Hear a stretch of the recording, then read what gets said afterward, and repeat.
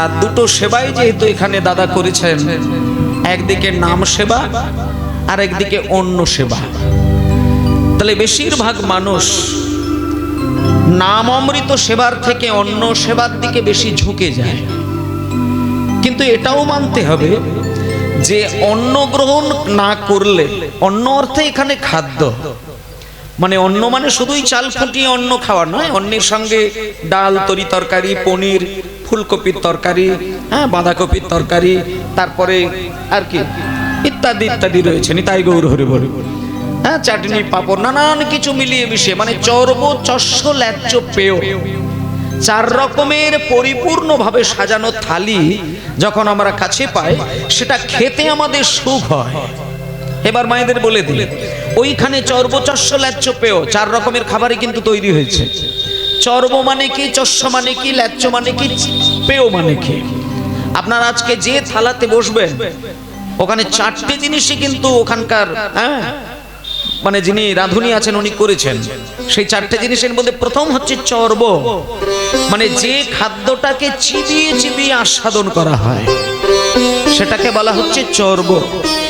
আর চস্য, ওই খাবারের থালার মধ্যে এমন কিছু জিনিস আছে দেখবেন যেগুলো চিবিয়ে চিবিয়ে নয়, সেগুলো চুষে চুষে খেতে হয়, যেগুলো চুষলে পরে তার শক্তিটাকে পাওয়া যায়, সেটা হচ্ছে চস্য। আর একটা হচ্ছে ল্যাজ্জ, মানে চেটে খাওয়া। যেমন চাটনি, চাটনিকে আপনি চিবিয়ে খেয়ে যতটা সুখভোগ করবেন, চেটে খেলে বেশি সুখভোগ হয়, তাহলে চাটনি, ল্যাজ্জ। তারপরে 4 নম্বর হচ্ছে পেয়, মানে পান করে খাওয়া। তাহলে চর্ব, চস্য, ল্যাজ্জ, পেয়, এই শেষেরটা পান করে খাওয়া, সেটা জল হতে পারে, দুগ্ধ হতে পারে, হ্যাঁ, যে কোনো হতে পারে।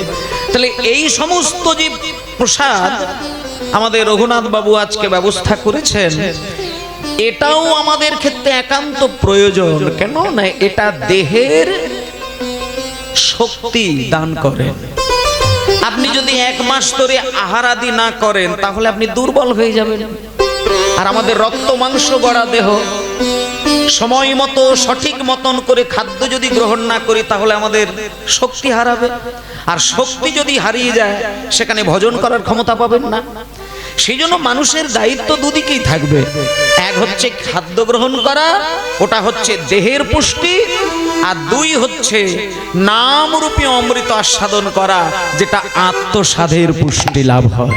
নিতাই গৌর হরি বল।